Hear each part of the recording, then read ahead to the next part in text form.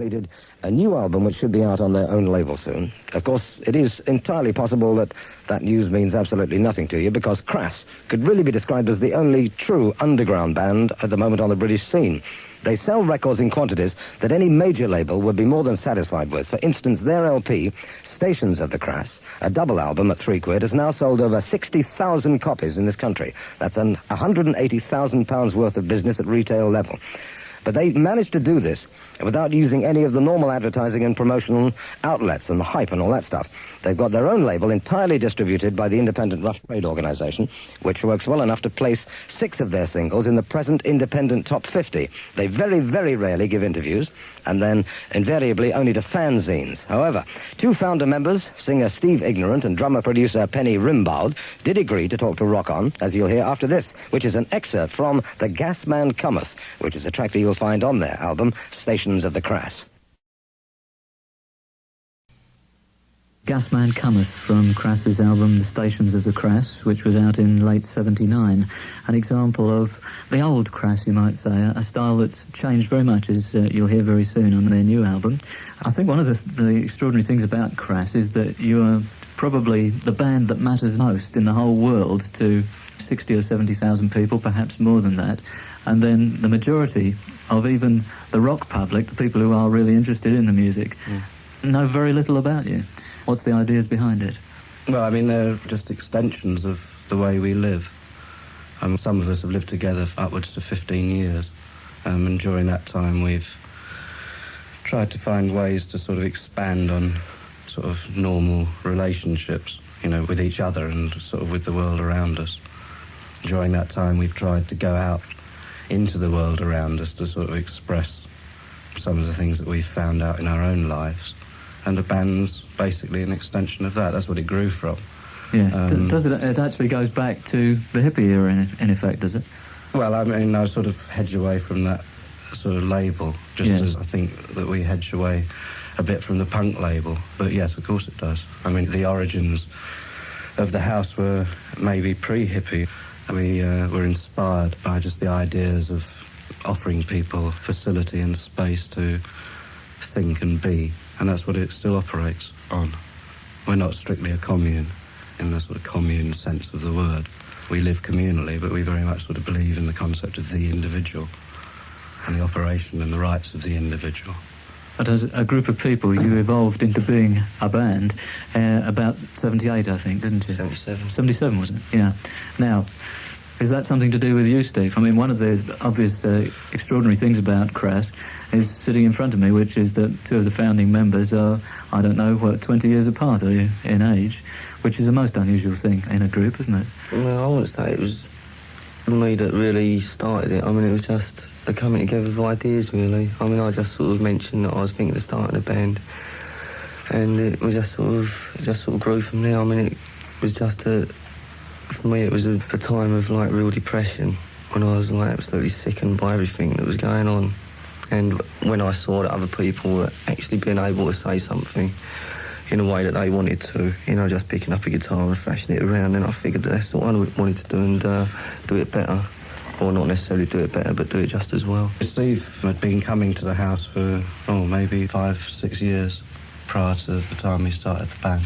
You know, been involved in things we'd done. Like when we helped set up the first Stonehenge festival, and you came down on that, didn't you? Yeah. That sort of thing. You know, so it wasn't as if we just sort of decided one day we ought to do something like the band, you know. Steve wrote some words, and I'd got a drum kit, and we just mucked around in it, and we got us a living out of it. Right, for the moment we'll turn to some of the new music so you can hear exactly how different Crass have become from that first track from the Stations of the Crass. This is from their new album Penis Envy. That's a track called Poison in a Pretty Pill.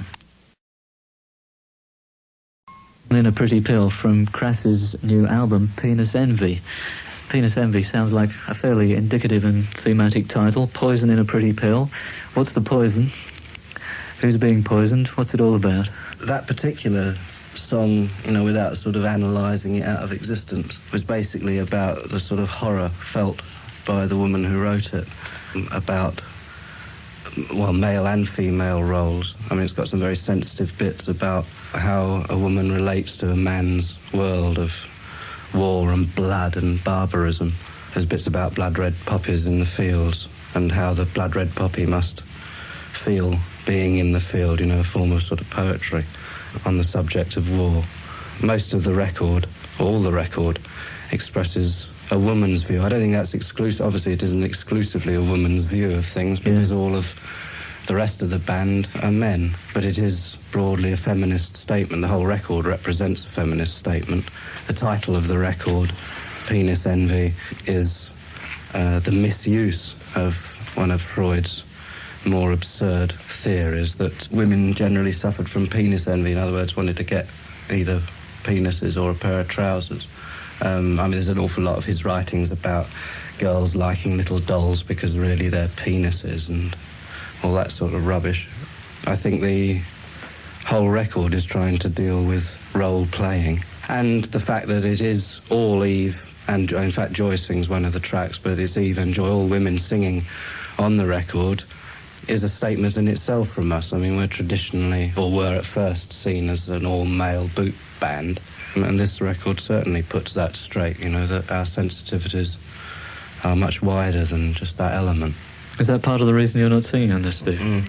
Because I don't feel that it's, you know, an over-the-top feminist sort of burn your bra statement. It's more sensitive than that.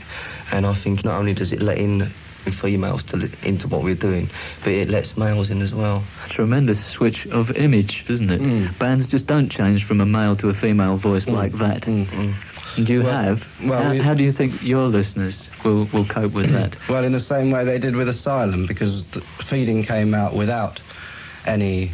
it had one track by Joy screaming on it, so that was acceptable in terms of what people wanted to do with us. You know, and Steve was doing the rest of the vocals. It was all real street cred stuff for the people who believe in that sort of rubbish.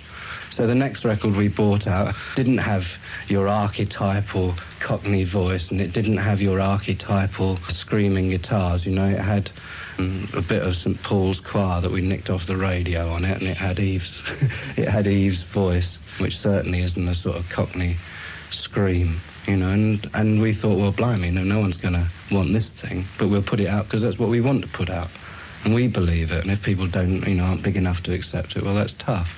Well, that's gone to sort of 50,000 now. It's still in the... That's been out 3 years, and it's still... I don't think it's once been out of the alternative charts.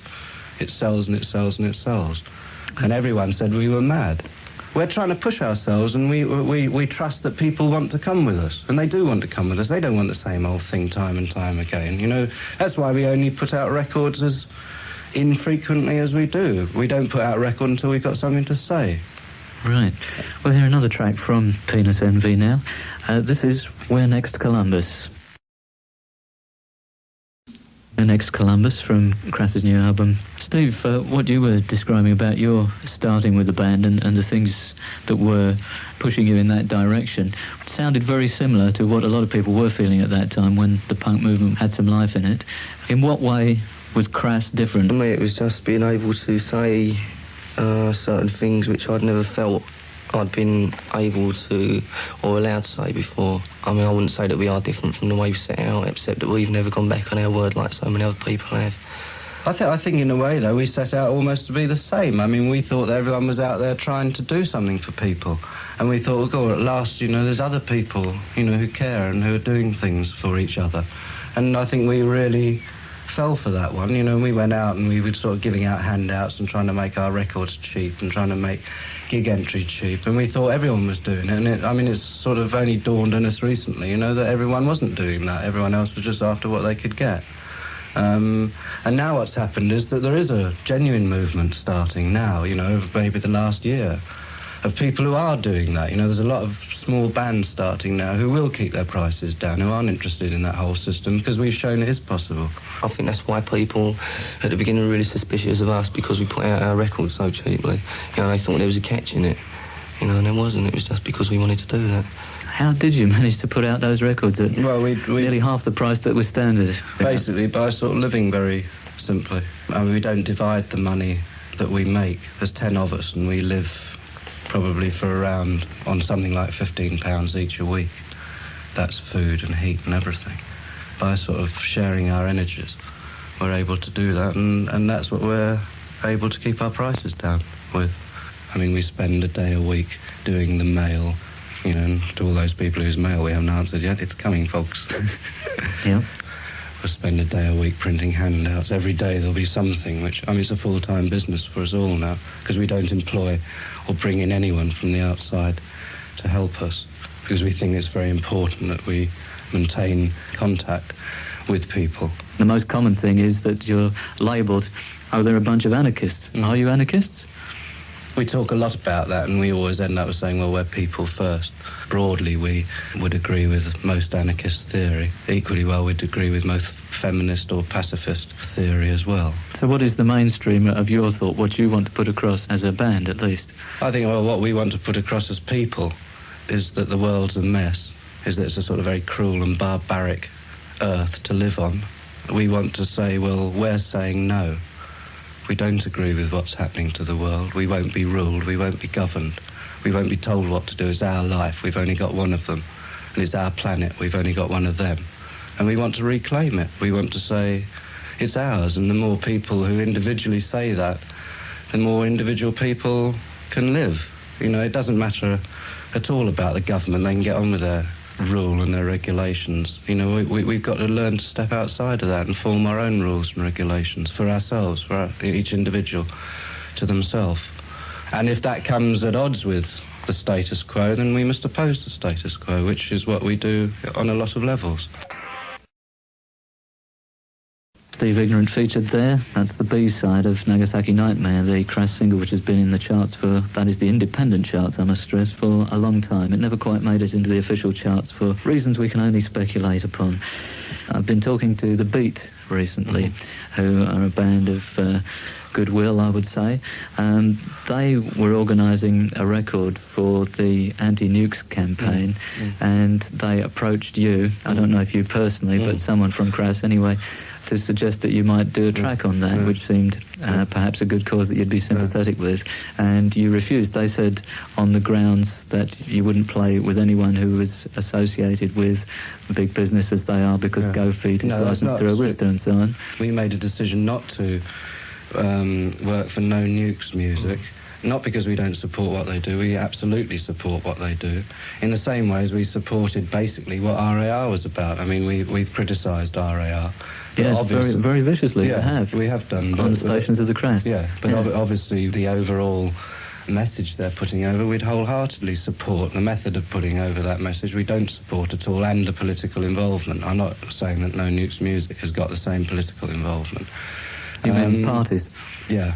But the No Nukes decision came about because we felt that the whole word No Nukes trivialised the whole issue. I mean, to call something that can kill millions of people in one blast a nuke is really small. I don't know what else you can call it, but you don't sort of trivialise it, make it into a neat little package and call it a nuke. I mean, it's not a laugh, it's not a giggle.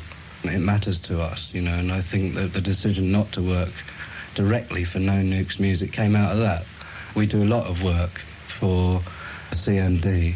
We are doing a lot of work broadly supporting No Nukes, but not directly so, simply because of the name, because it's a trivialisation of an exceedingly serious issue. We'll put out a record like Nagasaki, which I think puts over that message pretty strong, and probably we'll put up CND membership pretty enormously.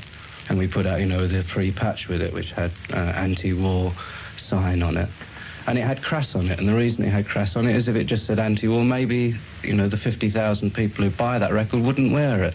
But if it's got our name on it, it will. Our name doesn't matter to us. What matters is that people are wearing a patch with anti-war written on it. But if a way of that happening is that we put our name on it, we'll put our name on it. You know, obviously we'd like to throw the name away. I mean, the name means precisely what it means, which is a load of old rubbish.